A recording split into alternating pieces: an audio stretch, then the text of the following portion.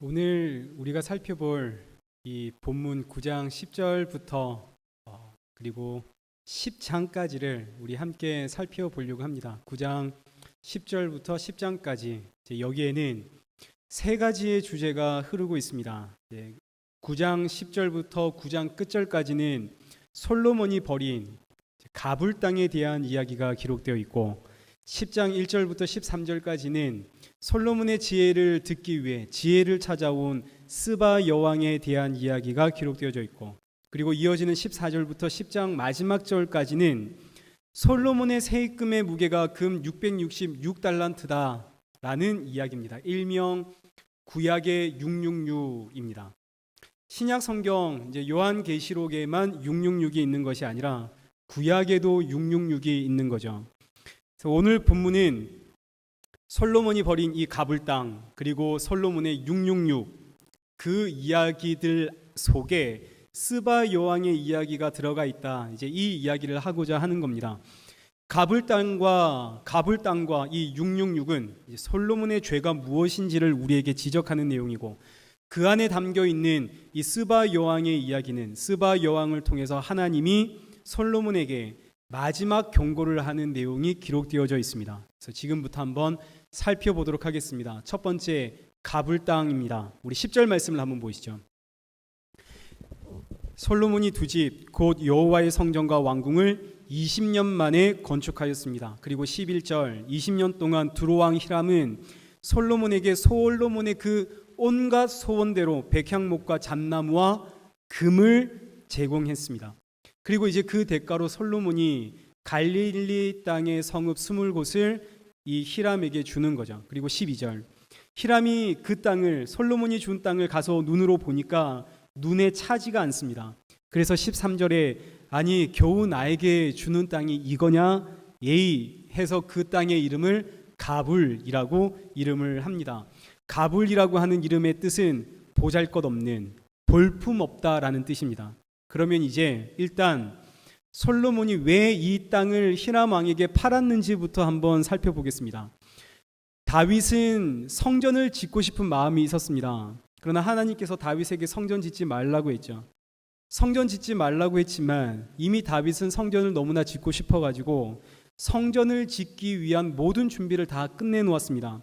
성전 건축에 필요한 모든 것들을 다윗은 이미 충분하다 못해 넘치게끔 다 준비해 놓았습니다. 성전을 건축하기 위해서 남아있는 것은 이스라엘에서 구할 수 없는 백향목과 잣나무뿐입니다. 나머지 모든 금정적인 것들은 다윗 왕이 이미 다 넘치도록 준비를 했습니다. 그래서 이제 그의 아들 솔로몬이 성전을 지을 때 두로왕 히람에게 찾아가서 백향목과 잣나무를 구하는 거죠. 이것이 열왕기상 5장의 내용입니다. 5장 1절 말씀을 보시면 두로왕 히람은 평생에 다윗을 사랑한 사람입니다. 존경했다는 뜻입니다. 그래서 기꺼이 솔로몬에게 백향목과 잣나무를 주겠다라고 약조를 하고, 솔로몬은 그 대가로 돈을 주겠다라고 했는데 이 히람 왕이 돈 말고 해마다 음식으로 나에게 달라. 그래서 해마다 음식을 히람 왕에게 제공하게 됩니다. 그렇게 7년이 지났죠. 성전은 7년 동안 건축이 되었습니다. 성전은 다 완공이 되었고 두로왕 히람과의 계약은 이제 끝이 났습니다. 그러나 알다시피 그 후로도 솔로몬은 엄청난 건축을 하기 시작합니다. 9장 15절 말씀 한번 보시죠. 9장 15절부터 기록되어져 있는 이 말씀들은 솔로몬이 얼마나 많은, 그리고 얼마나 엄청난 건축을 했는가를 기록하고 있습니다. 솔로몬이 여호와의 성전과 자기 왕궁, 이거부터 시작해서 이제 밀로와 예루살렘 성과 하솔과 무깃도와 게셀을 건축하고, 17절 게셀 아래에 있는 벤호른을 건축하고, 18절에는 다드몰과 19절 모든 국고성과 병고성과 그리고 마병의 성들을 건축하고, 또 예루살렘과 레바논과 그가 다스리는 온 땅에 건축하고자 했던 모든 것을 다 건축했습니다. 지금 여기 기록되어 있는, 이 본문에 기록되어 있는 성의 종류만 14개. 그런데 이 14개 중에 몇 개는 단수지만 몇 개는 복수입니다. 모든 국고성들, 이 몇 개인지 알 수가 없죠. 병거성들, 마병의 성들, 이거 몇 개인지 우리가 확인할 수 없고, 그리고 거기다가 온 땅에 솔로몬이 건축하고 싶었던 것은 다 건축을 했습니다. 근데 이것뿐만이 아니죠. 이제 다음 주에 살펴보겠지만 솔로몬의 아내가 몇 명인가요? 1000명입니다. 그리고 다 이방 여인들이죠. 물론 이제 모두 다 이방 여인인지는 확인할 길이 없지만 솔로몬이 이 1000명의 여인들에게 각자 그 여인들이 믿는 신을 위해서 신전을 만들어 줍니다. 여인이 1000명이면 그 신전도 몇 개? 1000개. 어마어마한 건축을 하는 거죠. 솔로몬은 그야말로 엄청난 건축을 합니다. 그러면 이 모든 건축을 감당하기 위해선 어떻게 해야 할까요? 당연히 세금을 많이 걷어야 합니다. 그리고 빚을 내야겠죠. 그래서 솔로몬은 엄청난 세금을 백성들에게 걷어내고, 그리고 또 동시에 이 두로왕 히람에게 많은 빚을 받습니다. 그것이 이제 오늘 읽었던 9장 11절의 말씀입니다. 우리 11절 말씀을 다시 한번 보시죠. 두로왕 히람이 솔로몬의 그 온갖 소원대로 백향목과 잣나무와 금을 제공해 주었습니다. 그리고 솔로몬은 그 대가로 무엇을 팔았나요? 땅을 판 것이죠. 갈릴리 성읍 20개를 히람 왕에게 팔았습니다. 그럼 이제 질문입니다. 갈릴리는 가나안 땅입니다. 가나안은 누가 주신 땅인가요? 하나님이 주신 땅이죠. 하나님께서 이스라엘 백성들에게 주신 하나님의 나라입니다. 그러면 이 갈릴리 이 땅, 솔로몬이 보기에 볼품 없는 땅, 그리고 나에게 어떤 도움이 안 되는 땅이라고 해서 이 땅을 이방인들에게 팔아도 됩니까? 안 됩니까? 이 땅은 팔아선 안 되는 땅입니다. 이건 하나님이 기업으로 이스라엘 백성들에게 주신 땅입니다. 절대로 팔아선 안 되죠. 그런데 솔로몬은 이 땅을 팝니다. 왜 팔았나요? 볼품이 없어서 팔았나요? 아니요. 이 땅을 판 이유는 솔로몬이 너무나 건축을 하고 싶어서, 건축을 하려고 하는데 돈이 필요해서, 그래서 이 돈을 구하기 위해, 건축하기 위해, 자신의 욕망을 위해 하나님이 주신 이 약속의 땅을 팔았습니다. 이게 가불입니다. 그러니 지금 솔로몬의 이 지혜는 나라를 아름답게 건축하고 이런 지혜가 아니라, 지금 솔로몬의 지혜는 어떤 지혜인가요? 자신의 욕망을 위해서 하나님이 주신 이 약속의 땅을 갖다 팔아먹는 지혜다, 이 뜻입니다. 솔로몬이 자신의 욕망을 채우기 위해서, 이 나라를 건축하기 위해서 많은 고민을 했겠죠. 어느 땅을 팔까? 이 땅을 팔까? 저 땅을 팔까? 보니 갈릴리 저 20개의 성읍들 딱히 중요해 보이지도 않고 보잘것 없어 보이고, 저 땅을 갖다 팔자. 건축하기 위해서, 자신의 욕망 채우기 위해서 저 땅을 팔죠. 욕망 채우기 위해서, 자신의 성공, 성취, 야망을 위해서 저 땅을 갖다 팝니다. 그럼 여러분, 지금 솔로몬이 이 행위가 얼마나 잘못된 것이고, 그리고 또 솔로몬의 이 땅을 판 것이 무엇을 판 것인지 지금은 우리에게 확 와닿지 않지만, 그런데 지금 솔로몬이 판 이 땅, 이 가불 땅, 이 갈릴리의 20개의 성읍들이 어떤 땅인지를 성경을 통해서 확인해 보면, 아, 솔로몬이 판 것은 이것이구나 하는 걸 우리가 이제 알게 됩니다. 우리 이사야서 9장 1절부터 한번 보시죠. 이사야서 9장 1절. 전에 고통받던 자들에게는 흑암이 없으리로다. 옛적에는 여호와께서 스불론 땅과 납달리 땅이 멸시를 당하게 하셨더니 후에는 해변길과 요단 저편 이방의 갈릴리를 영화롭게 하셨느니라. 이방의 갈릴리가 이제 나옵니다. 갈릴리는 솔로몬이 지금 이방 왕 두로왕 히람에게 갖다, 두로왕 히람에게 갖다 판 그 순간부터 갈릴리는 더 이상 가나안의 땅이 아니라 이방의 땅이 되었죠. 그래서 갈릴리를 이제 이방의 갈릴리라고 부르는 겁니다. 이방인들에게 팔린 땅이라는 거죠. 그리고 이때부터 갈릴리 지역은 이스라엘 백성들과 이방인들이 함께 섞여 살기 시작을 합니다. 그래서 유대인들이 자신들의 이 땅, 하나님이 주신 가나안 땅을 구분할 때는 유대, 사마리아, 그리고 갈릴리, 이렇게 3등분해서 구분을 합니다. 유대 사람들은 사마리아 사람들과는 상종하지 않죠. 저들은 타민족과 섞여 있는 피가 섞인 이방인. 그래서 사마리아 사람들과는 아예 말조차를 섞지를 않습니다. 그리고 갈릴리는 유대 사람들은 이 갈릴리는 무시하죠. 왜냐하면 이 갈릴리는 이방 사람들과 섞여 살고 있기 때문입니다. 이방의 문화가 그들 속에 있기에 유대 사람들은 갈릴리 사람들을 보면서 이렇게 이야기를 하는 거죠. 갈릴리에서 무슨 선한 것이 나리요. 갈릴리는 이방의 갈릴리, 이방의 문화와 섞여 있기 때문에 갈릴리 그곳에서 무슨 선한 것이 나리요. 우리 계속해서 이사야 9장 2절 말씀을 한번 보시죠.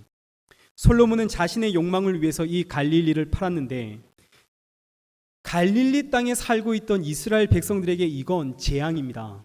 죽음의 재앙이 임한 것과 다름이 없죠. 자신의 삶의 터전, 하나님이 우리에게 주신 땅인데 이 거룩한 땅이 이방인들의 땅이 되어지는, 땅을 빼앗기는, 그래서 이 갈릴리에 살고 있던 사람들에겐 그 순간 흑암이 임했고 사망이 임했습니다. 그런데 이 땅에 큰 빛이 임하기 시작했답니다. 큰 빛이 임했습니다. 이 빛은 6절, 한 아기가 우리에게 낳고 이 아들을 하나님이 우리에게 주셨는데 그 어깨에는 정사를 메었고 그의 이름은, 이 아기의 이름은 기묘자라, 전능하신 하나님이라, 영존하시는 아버지라, 평강의 왕이라.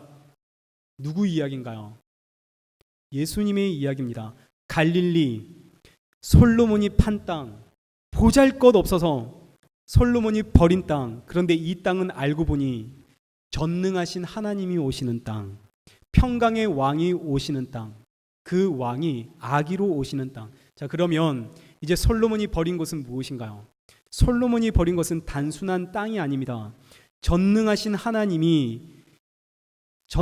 하나님이신 예수님을 버렸다라는 것이 가불 땅입니다. 왜? 무엇 때문에?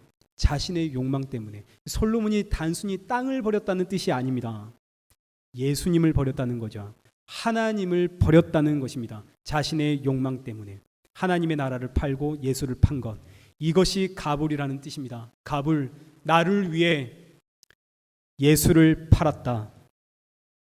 솔로몬이 갈릴리 이 땅을 판 이유는 이 땅이 솔로몬이 하고자 하는 일에 아무런 도움이 되지 않아서, 그리고 동시에 히람도 이 땅을 보니 역시 히람에게도 이거 나에게 아무런 도움이 안 되는 땅, 쓸모없는 땅. 그래서 그 이름이 가불입니다. 그래서 가불이라고 하는 이 땅은 솔로몬에게도 의미 없는 땅, 이방인들에게도 의미 없는 땅, 아무런 가치가 없는 땅. 이제 이 말씀이 고린도전서 1장 18절에 이렇게 연결이 되는 거죠. 십자가의 도가 멸망하는 자에게는 미련한 것이요 구원을 받은 우리에게는 하나님의 능력이라. 23절, 우리는 십자가에 못 박힌 그리스도를 전하니 유대인에게는 거리끼는 것, 이방인에게는 미련한 것이로되. 이게 가불입니다. 이게 가불인 거죠. 유대인들에게는 거리끼는 것, 이방인들에게 미련한 것, 솔로몬에게도 볼품없는 것, 히람 왕에게도 볼품없는 것, 이게 가불입니다. 아무런 도움이 안 되는 것, 오히려 거리끼는 것, 미련한 것이 되는 땅, 가불. 그런데 이 가불이 뭐라고요? 하나님의 능력이요 하나님의 지혜이신 예수 그리스도의 십자가라고요. 이 세상에서 잘 먹고 잘 사는 것과 예수를 믿는 것, 이거 아무런 관계가 없죠. 아무런 도움이 안 됩니다. 오히려 방해가 되면 방해가 됩니다. 제가 화요일마다 성경 공부를 하고 있습니다. 근데 성경 공부를 하시는 분이 이제 저희 교회 다니시는 분은 아니죠. 아직 하나님을 믿지 않는 분입니다. 이분이 이런 말을 저에게 했습니다. 교회 다니는 것과 그리고 사업하는 거 그거 별개 아니냐고. 교회 다니는 자기 친구들이 자기한테 그렇게 이야기했다는 겁니다. 왜 이렇게 이야기했을까요? 예수 믿는 것이 사업하는 것에 방해가 되면 되었지 도움 주는 게 없기 때문입니다. 세상에 복 받으려고 예수 믿는 것, 성경은 그거 우상 숭배라고 이야기합니다. 어떤 길을 선택해야 할까요? 하나님, 제가 무엇을 해야 할까요? 나의 앞날을 알고 싶으면 그러면 그거 하나님께로 오지 말고 점집으로 가야 합니다. 그건 부채도사, 무도사 찾아가야 되는 거죠. 그러면 대체 왜 예수 믿어야 됩니까? 예수를 믿었더니 복 주는 것도 아니고 내가 어떤 선택을 해야 이거 기가 막힌 탁월한 선택인지 나의 미래의 일도 알려주는 것도 아니고, 그럼 예수를 믿어야 할 이유가 대체 무엇이 있습니까? 예수 안 믿어도 나는 잘 먹고 잘 사는데, 예수 믿었다 한들 그 예수가 나에게 아무것도 해주는 게 없다면, 오히려 예수 믿고 나니 그거 하지 마라 저거 하지 마라, 그럼 누가 예수 믿겠습니까? 그래서 내 욕망을 위해 예수를 무시하든지 팔아버리는 거죠. 교회 다니는 것과 사업하는 것 이거 별개라고 이야기를 하는 겁니다. 이게 솔로몬의 가불입니다. 그러나 24절, 오직 부르심을 받은 자들에겐 유대인이나 헬라인이나 그리스도는 하나님의 능력이고 하나님의 지혜가 되는 것이죠. 부르심을 받은 자들에게는 예수 그리스도는 나를 구원하시는 하나님의 능력이고 하나님의 지혜입니다. 우린 이것을 믿는 거죠. 예수님이 날 구원하셨습니다. 그걸로 끝난 겁니다. 이것으로 충분하다 못해 넘치는 것이 우리의 믿음이고 우리의 신앙이지, 예수님을 믿습니다, 예수님이 날 구원해 주셨습니다, 그러니 이제 복을 주십시오는 신앙이 아니라는 뜻입니다. 솔로몬의 갑을 자신의 욕망을 위해 하나님의 나라와 예수 그리스도를 팔았다는 것이 솔로몬의 가불. 그러면 이제 두 번째 이야기를 해보겠습니다. 10장 14절부터 시작하는 것은 솔로몬의 666인데 이 666에 대해서 한번 살펴보죠. 10장 1절부터 13절까지는 스바 여왕에 대한 이야기입니다. 그래서 이 스바 여왕에 대한 이야기가 끝이 나고 나면 14절부터 솔로몬의 이야기가 다시 시작하는데, 14절 솔로몬의 이야기가 시작할 때 이렇게 시작을 합니다. 솔로몬의 세금의 무게가 금 666달란트다. 금 666달란트, 아주 정확하게 지적을 하죠. 666. 솔로몬이 이룩한 그의 모든 업적과 재산들, 솔로몬의 부귀영화를 상징하는 것은 금 666달란트. 그래서 666이란, 구약의 666은 솔로몬의 부귀영화를 상징합니다. 666, 솔로몬이 이룩한 그 대단한 업적들, 그리고 솔로몬의 부귀영화. 성경의 마지막 성경 역시 요한계시록에도 666이 기록되어져 있습니다. 요한계시록에 기록되어져 있는 666이나 솔로몬의 666이나 이거 다 똑같은 뜻입니다. 요한계시록에 등장하는 이 666은 짐승의 이름인데, 이 666은 누가 이야기하는 그런 베리칩 이런 거 아닙니다. 사람 몸에 칩을 넣어서 그거 스캔하고 그거 666 아닙니다. 요한계시록 13장 18절 말씀을 보시죠. 지혜가 여기 있으니 총명한 자는 그 짐승의 수를 세하려 보라. 그것은 무슨 수? 사람의 수. 사람의 수니 그의 수는 666이니라. 666이 무슨 수라고요? 사람의 수입니다. 혹은 짐승의 수. 짐승의 수요 사람의 수가 666입니다. 그래서 하나님이 지혜 주신 자, 총명한 자는 이 짐승의 이름 666이 사람의 수라는 것이라는 걸 알고 짐승의 수라는 것을 알게 됩니다. 이게 무슨 뜻이냐면, 숫자 6이 있습니다. 숫자 6은 항상 사람과 짐승을 뜻하는 숫자가 히브리 숫자 6입니다. 왜 6이 사람과 짐승을 뜻하냐면, 하나님께서 여섯째 날 무엇을 창조하셨나요? 우리 창세기 1장 25절 말씀을 보시죠. 여섯째 날 하나님께서 이 땅에 짐승을 그 종류대로 창조하셨고, 그리고 사람을 하나님의 형상에 따라 사람을 창조하셨습니다. 여섯째 날. 그래서 6이라는 숫자는 짐승과 사람을 뜻하는 숫자입니다. 그런데 짐승과 사람에게는 차이점이 하나 있죠. 무슨 차이점이 있나요? 짐승과 사람은 뭐가 다른가요? 2장 7절입니다. 사람도 짐승도 둘 다 똑같이 흙으로 창조되었습니다. 그런데 짐승과 다르게 사람은 하나님이 그 코에 생기를 불어넣어 생령이 되게 하셨습니다. 생령이 되었다는 것은 사람은 하나님이 거하시는 하나님의 전, 하나님의 거처, 초소, 그리고 하나님의 성전이라는 뜻입니다. 짐승과 사람이 다른 것은 사람은 하나님께서 하나님의 영을 넣어 하나님의 집, 성전이 되게 하셨다는 것에 짐승과 사람은 다른 것이죠. 그런데 이 사람에게서 하나님의 영이 떠나면 사람은 짐승에 지나지 않습니다. 하나님의 영이 없으면 사람은 짐승입니다. 짐승과 사람은 똑같은 거죠. 그래서 마지막 때에 등장하는 이 짐승의 이름이 666입니다. 666은 무슨 뜻인가요? 하나님이 떠난 사람, 철저하게 나 중심으로 사는 사람. 그래서 666, 사람 혹은 짐승이라는 뜻입니다. 하나님 없이 내가 이게 짐승의 숫자입니다. 그래서 짐승의 수요, 사람의 순위 세하려 봐라. 666이다. 짐승, 사람. 그래서 말세에 나타나는 이 666이라는 짐승은 나를 위해 살아가는 사람들, 모든 행복과 모든 기쁨과 모든 사랑이 철저하게 나 중심인 이 땅의 모든 사람들은 다 666이 되는 것이죠.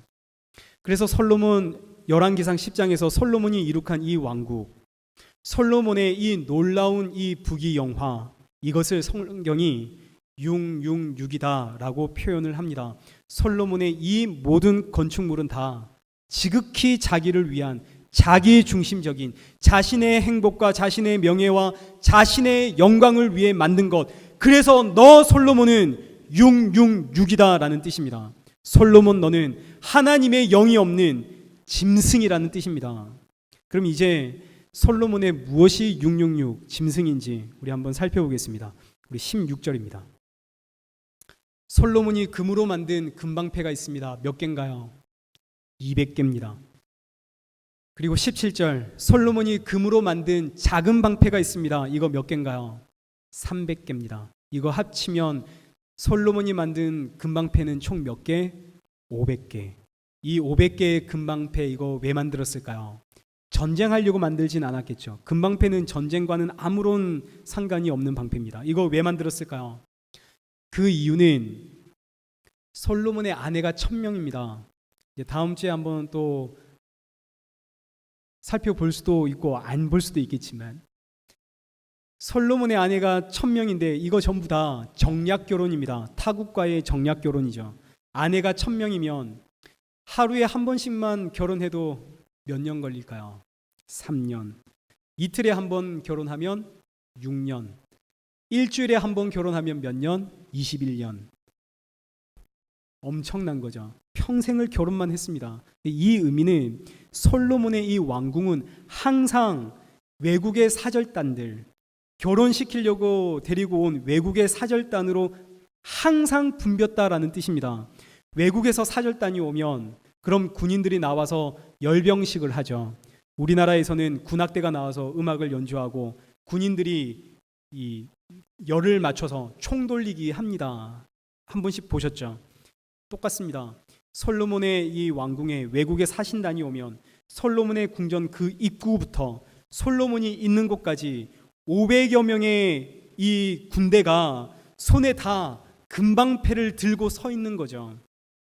어마어마하게 화려한 금빛 찬란한 그 길 한번 상상해 보시죠. 그리고 나서 18절 솔로몬이 상아, 코끼리의 이 상아로 이빨로 만든 보좌를 만들었습니다. 상아로 큰 보좌를 만들어 놓고 자신이 앉는 의자죠. 보좌를 만들어 놓고 거기다가 무엇을 입혔나요? 금을 입혔습니다. 솔로몬이 앉아있는 이 의자는 어떤 의자인가요? 금으로 만들어진 금보좌라는 거죠. 그리고 19절 이 금보좌 좌우로는 6마리의 무엇이 있다고요? 사자가 서 있습니다. 사자의 털은 무슨 색깔인가요? 노란색 아니고 황금빛이죠. 황금입니다. 황금. 21절 솔로몬이 마시는 그릇은 전부 다 뭡니까? 금입니다. 은이 없답니다. 솔로몬 시대에는 은을 귀하게 여기지 않았습니다. 그럼 이제 우리 지금부터 한번 상상해 보겠습니다. 외국의 사절단들이 왔습니다. 솔로몬의 왕궁에 도착을 해서 문을 열었더니 그 문 연 순간 그 입구부터 솔로몬이 앉아있는 보좌까지 금방패를 들고 있는 금빛 찬란한 병사들이 500명이 서 있습니다. 일렬로. 들어가는 순간 그 금빛 찬란함에 압도당하겠죠. 그 길을 따라 그 금빛으로 도배되어져 있는 그 길을 따라 솔로몬 앞에 서게 되니 솔로몬은 어디에 앉아 있나요? 황금 의자에 앉아 있습니다. 그리고 그 좌우에는 무엇이 있나요? 황금 사자 6마리가 서 있습니다. 솔로몬 앞에 있는 모든 그릇은 다 금입니다. 그러면 솔로몬이 대체 누굴 위해 이토록 금치장을 했을까요? 누굴 위해? 이걸 이제 머릿속에 담고 26절, 솔로몬이 병거와 마병을 모으기 시작했습니다. 병거가 1400대, 마병이 12,000대. 이 솔로몬의 병거와 마병이 얼마나 많았던지 9장 19절 말씀을 보시면 솔로몬이 건축을 하는데 병거만을 위한 병거의 성들, 병거성들을 건축했죠. 병거성 하나만 건축한 것이 아니라 너무 많아서 병거를 관리하는 성들을 따로 만들었습니다. 성들. 마병이 얼마나 많았던지 마병을 위한 성들을 건축을 했습니다. 얼마나 많았던지. 그리고 이 말들을 사기 위해서 28절 솔로몬이 사람들을 어디에 보냈나요? 애굽의 사람들을 보내는 거죠. 그리고 이제 11장 3절 솔로몬의 후궁이 700명, 첩이 300명, 총 1000명. 자, 그럼 이제 우리 솔로몬을 한번 평가해 보도록 하겠습니다. 솔로몬 시대는 은을 귀하게 여기지 않을 만큼 금이 많았습니다. 그래서 솔로몬의 모든 것은 다 금입니다. 온통 다 금인 거죠. 그리고 솔로몬은 병거와 마병이 심히 많았는데 이 병거와 마병을 사기 위해서 사람들을 애굽으로 보냈습니다.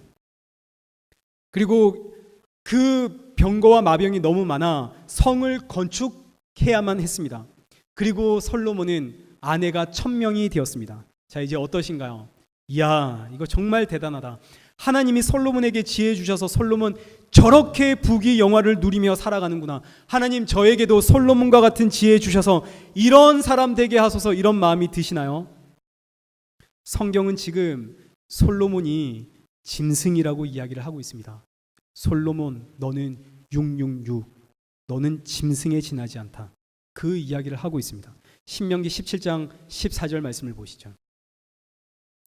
하나님이 명령하신 왕의 규례입니다. 14절 네가 네 하나님 여호와께서 내게 주시는 땅에 이르러 그 땅을 차지하고 거주할 때 만일 우리도 우리 주위의 모든 민족같이 우리 위에 왕을 세워야겠다는 생각이 나거든. 이제 왕은 어떠해야 되는지 나옵니다. 16절 그는 병마를 많이 두지 말 것이다. 병마를 얻기 위해서 애굽에 사람 보내지 말 것이다. 17절 그는 아내를 많이 두지 말 것이다. 그리고 자기를 위해서 은금을 쌓아두지 말 것이다. 이스라엘의 왕이 되면 하지 말아야 할 것이 크게 3가지입니다. 첫째, 병마 많이 두지 마라. 병마를 두기 위해서 애굽으로 사람 보내지 마라. 첫째. 둘째, 아내를 많이 두지 마라. 셋째, 은금 많이 두지 마라. 그럼 이제 다시 솔로몬 생각해 보시죠. 여전히 솔로몬이 하나님께서 복 주셔서 저렇게 부귀영화를 누리는구나. 솔로몬의 저 부귀영화가 바로 내가 추구해야 할 하나님의 지혜구나라는 생각이 드십니까? 아니죠. 성경은 저 솔로몬이 짐승이라고 하는 겁니다. 솔로몬은 자신을 위해서 하나님이 명하신 모든 명령을 정면으로 대적한 짐승 666이라는 것이죠. 솔로몬의 모든 영광은 다 자신의 영광을 위한 것. 그래서 솔로몬이 666입니다. 그런데 오늘날 우리가 솔로몬의 이 영광을 우리도 구하고 있다면 나의 중심에 나로 가득 차 있다면 오늘 나도 666이 되는 것이죠. 아니 목사님, 그래도 하나님께서 솔로몬에게 지혜 주셔서 솔로몬이 저렇게 부귀영화 누리는 것 아닙니까? 아닙니다. 하나님께서 솔로몬에게 틀림없이 부귀영화 그거 주셨습니다. 이거 하나님이 주신 거 틀림없습니다. 하나님이 허락하셨죠. 하나님께서 솔로몬 그가 그의 자신의 욕망을 위해 살도록 하나님이 틀림없이 허락하셨습니다. 왜요? 그 이유는 전도서를 쓰라고요. 전도서 1장 2절 헛되고 헛되고 헛되고 헛되니 모든 것이 헛되도다. 이것 깨달아서 후대의 모든 성도들에게 이거 알리라고 하나님께서 솔로몬에게 이 부귀영화 허락하셨습니다. 자신의 이 부귀영화 이거 다 헛되고 헛되며 헛되고 헛되니 이거 다 모두 다 헛되구나. 이거 정말 아무런 의미가 없구나. 솔로몬의 이야기를 듣는 모든 이 땅의 성도는 반드시 전도서에서 마무리를 해야 됩니다. 아, 솔로몬의 부귀영화 저거 아무 의미가 없구나. 헛되구나. 시편 33편 16절. 많은 군대로 구원 얻을 왕이 없고 용사가 힘이 세어도 스스로 구원하지 못하고 17절. 구원하는 데에 군마가 헛되고 군대가 많다 하여도 능히 구원하지 못하고. 그럼 대체 우리 어떻게 구원받습니까? 18절. 여호와를 경외하는 자, 그의 인자하심과 긍휼을 구하는 자, 예수 그리스도를 믿는 자, 그가 구원을 받습니다. 솔로몬의 부귀영화 구하면 망합니다. 솔로몬의 그 헛된 부귀영화 헛되죠.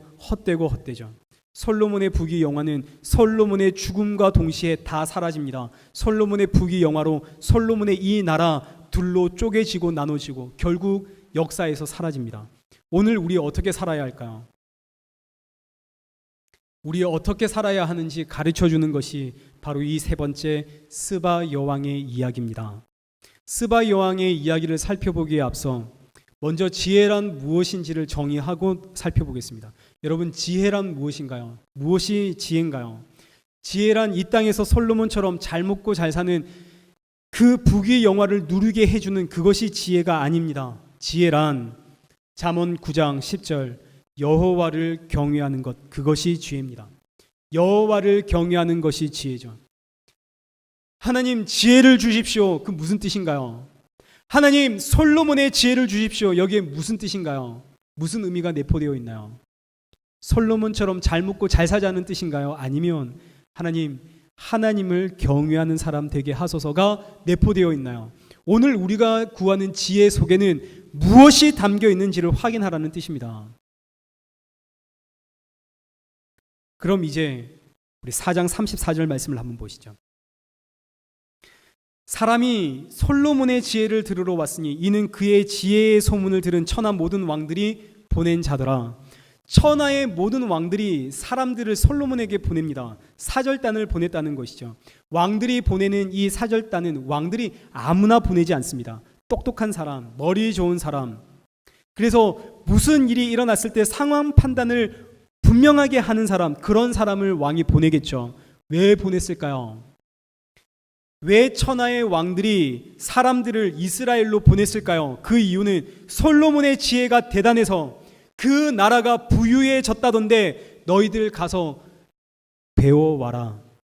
그래서 솔로몬이 대체 뭘 해서 어떻게 해서 저 나라가 저렇게 부유해졌는지를 배워와라. 부귀영화의 그 비결을 배우기 위해 천하의 왕들이 솔로몬에게 사람들을 보냅니다. 그 천하 왕들의 관심은, 사람들의 관심은 온통 나도 솔로몬처럼 되고 싶다, 여기에 가 있는 거죠.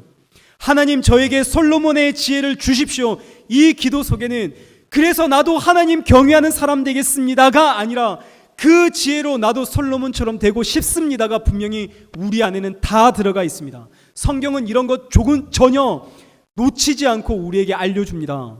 우린 다 그런 마음 가지고 있습니다.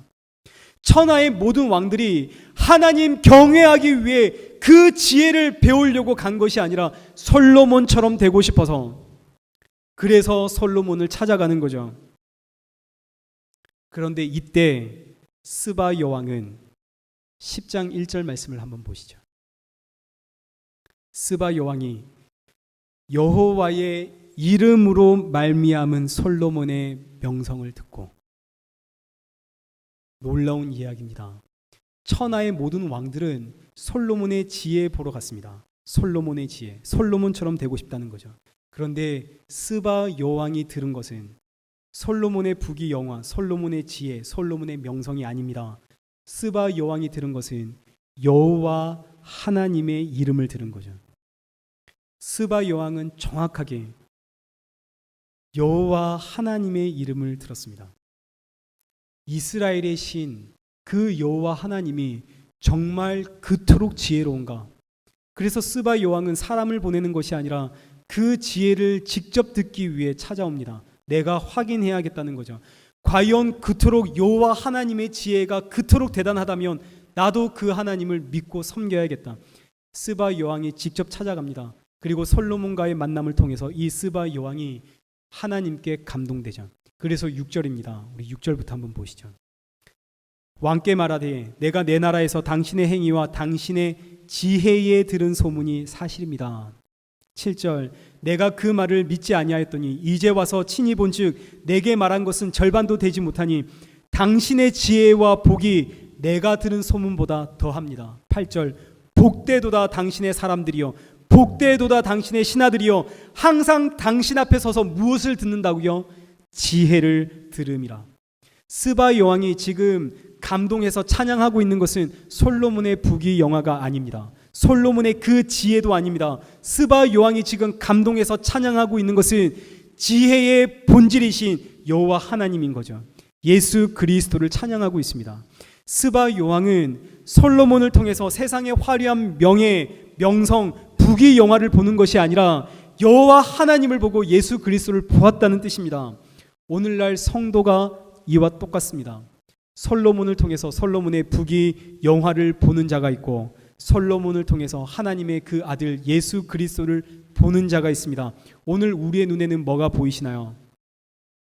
그래서 13절 말씀 보시죠. 13절 스바 여왕이 돌아갈 때 솔로몬이 스바 여왕의 소원대로 구하는 것을 주었답니다. 그럼 스바 여왕이 뭘 구했을까요? 제가 말씀 준비하면서 보면서 참 기가 막힌 이야기들을 많이 봤습니다.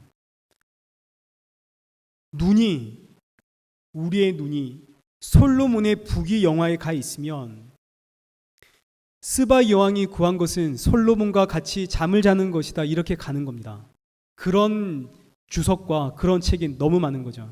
그래서 솔로몬처럼 이 스바 여왕이 지혜로운 아들 낳고 싶어서 솔로몬과의 잠자리를 통해서 또 솔로몬의 그 부귀영화를 자신의 나라로 가져가고 싶어서 같이 자고 싶어 했다. 그렇게 해석한 책들이 너무 많은 거죠. 눈이 솔로몬의 부귀영화로 가 있으면 겨우 생각하는 것이 그런 것밖에 되질 않는 겁니다. 여러분 솔로몬에게 왜 아내가 1000명인가요? 세상의 모든 왕들이 솔로몬과 그 끈을 맺으려고 그들의 눈이 다 솔로몬의 부귀영화에 가 있기 때문에 그래서 스바 여왕도 똑같이 딸이 없으니 자신이 솔로몬과 묻기 위해 자려고 했다. 여러분 그렇지가 않습니다. 스바 여왕은 솔로몬의 부귀영화가 아니라 하나님을 보았습니다. 예수 그리스도를 보았죠. 그래서 스바 여왕의 소원은 여호와 하나님의 말씀이고 여호와 하나님의 지혜가 담겨 있는 이 율법서 모세오경을 그 나라로 가져가는 것이 스바 여왕의 소원이었습니다. 이걸 어떻게 아냐고요? 지금부터 1000년이 지납니다. 지금부터 1000년이 지납니다. 거의 한 950년쯤 지나죠. 예수님이 이 땅에 오셨습니다. 십자가에 달려 죽으셨죠. 그해 오순절 성령이 임했습니다. 그리고 사도행전 8장 27절 보시면 성경에 느닷없이 밑도 끝도 없이 에티오피아 여왕 간다게의 국고 맡은 관리 네시가 예배하러 예루살렘에 왔다가 이사야 선지서의 그 글을 손에 들고 돌아간다. 이 기록이 밑도 끝도 없이 뜬금없이 갑자기 성경에 느닷없이 기록이 되는 거죠. 왜 갑자기 성경에 이 에티오피아 네시가 나올까요? 어디에 있는지도 모르는 이 에티오피아라는 나라, 이 네시, 그는 어떻게 하나님을 알고 이 예루살렘까지 예배하러 왔을까요? 또 돌아갈 때는 이 이사야서의 두루마리를 사서 돌아갈까요? 당시 유대인들에게 이 율법을 기록한 두루마기는 국보입니다. 이거 개인이 살 수 있는 게 아닙니다. 개인이나 단체가 살 수 있는 책이 아닙니다. 그런데 이 국보와 같은 선지자 이사야의 두루마기를 이 에티오피아 네시가 나라의 국고 살림을 맡고 있는 자가 개인이 아니라 나라를 대표해서 가서 이 이사야서의 두루마리를 사서 성경을 구입해서 자신의 나라로 돌아가더라. 그 이야기가 느닷없이 기록되어 있는 거죠. 에티오피아의 여왕을 구약에서 스바 여왕이라고 부릅니다. 1000년 전 에티오피아는 스바 여왕을 통해서 하나님을 경외하는 나라가 되었다는 거죠. 그럼 스바 여왕의 소원은 뭔가요? 여호와의 율법서를 가지고 품고 그 하나님 믿고 살아가는 것이 이 여인의 소원이었다라는 뜻입니다. 이게 오늘 우리가 살아가야 할 삶의 모습이라는 것이죠. 그래서 예수님이 마태복음 12장 사람들이 예수님께 표적을 계속 구합니다. 표적을 주십시오. 그러자 예수님께서 스바 여왕의 이야기를 꺼내십니다. 42절 심판 때에는 남방 여왕이 일어나 너희를 심판할 것이다.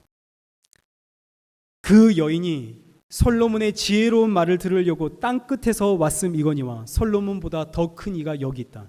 심판 때에는 남방 여왕 스바 여왕입니다. 이 남방 여왕이 이 세대 사람들을 심판할 텐데 그 이유는 스바 여왕은 솔로몬의 지혜, 이 지혜는 단순한 지혜가 아니라 지혜의 본질이신 그 하나님의 말씀, 예수 그리스도의 그 복음을 듣기 위해 이 스바 여왕은 땅 끝에서 찾아왔는데, 그런데 지금 솔로몬을 창조했고 지혜의 근본이 되시는 그 하나님이신 예수 그리스도가 여기 와서 너희들에게 말하고 있는데 너희가 이 말을 듣지 않고 있으니 심판 때에는 스바 여왕이 와서 너희를 심판할 것이다, 정죄할 것이다. 그래서 이 스바 여왕은 하나님의 마지막 경고의 메시지입니다. 솔로몬뿐만 아니라 오늘 이 땅을 살아가는, 오늘날도 여전히 솔로몬처럼 그 지혜 붙잡고 이 땅에서 부귀 영화를 누리고자 하는 모든 성도들을 향한 하나님의 마지막 경고가 이 스바 여왕입니다. 스바 여왕은 솔로몬 시대부터 오늘까지 하나님의 선지자 역할을 하는 것이죠. 오늘 우리의 모습을 한번 돌아보죠. 예수 믿고 복 받으십시오, 이게 좋습니까? 아니면 예수님 믿고 죽으십시오, 이 이야기가 좋습니까? 예배에 성공하면 인생에 성공합니다, 이런 이야기가 듣고 싶습니까? 아니면 예배에 성공하면 십자가에 죽는 인생이 됩니다 라는 말이 듣고 싶습니까? 성경에 예배에 성공하고 하나님 잘 믿어서 물질적인 복을 얻은 사람들이 분명히 있습니다. 그러나 그들의 모든 고백은 이거 전부 다 헛되니 모든 것이 헛됩니다 라고 끝이 납니다. 이거 다 의미가 없습니다. 성경에 예배에 성공한 인생들은 다 죽습니다. 최초의 예배자였던 아벨, 돌에 쳐맞아 죽습니다. 인류 역사상 가장 완전했던 예배자 예수님, 십자가에서 죽습니다. 예배에 성공하면 인생에 성공한다? 거짓말입니다. 누가 그러던가요? 예배에 성공하면 인생 성공하고, 예배에 성공하면 가정 성공하고, 예배에 성공하면 직장 성공하고, 이런 메시지들은 다 십자가의 원수입니다. 예배에 성공하면 내 인생에서 성공하는 것이 아니라 내 인생에서 내가 죽는 겁니다. 예배에 성공하면 내 가정이 성공하는 것이 아니라 내 가정에서 내가 죽는 것입니다. 예배에 성공하면 내 직장에서 성공하는 것이 아니라 내 직장에서 내가 죽는 것이 예배의 성공입니다. 그래서 이제 내가 사는 것이 아니라 예수 그리스도가 사는 것, 이게 예배의 성공입니다. 예수의 피가 내 안에 흐르는 것이 예배의 성공입니다. 여러분, 성공하고 싶으신가요? 예배에? 오늘날 누가 예배에 성공하고 싶겠습니까? 그래서 이게 가불이 되는 거죠. 마귀가 예수님을 시험합니다. 높은 산에서 너 나에게 절하면 이 천하를 내가 너에게 다 주마. 공중의 권세 잡은 마귀는 천하의 모든 영광을 주는 권세가 있습니다. 그래서 세상의 권세, 세상의 영광, 그거 마귀가 줍니다. 그럼 우리 하나님은 우리에게 대체 뭘 주시나요? 우리 하나님은 예수 그리스도의 십자가를 주십니다. 그리고 저 십자가에서 너 저 십자가 지고 너도 저 십자가에서 예수와 함께 죽어라고 우리에게 말씀하십니다.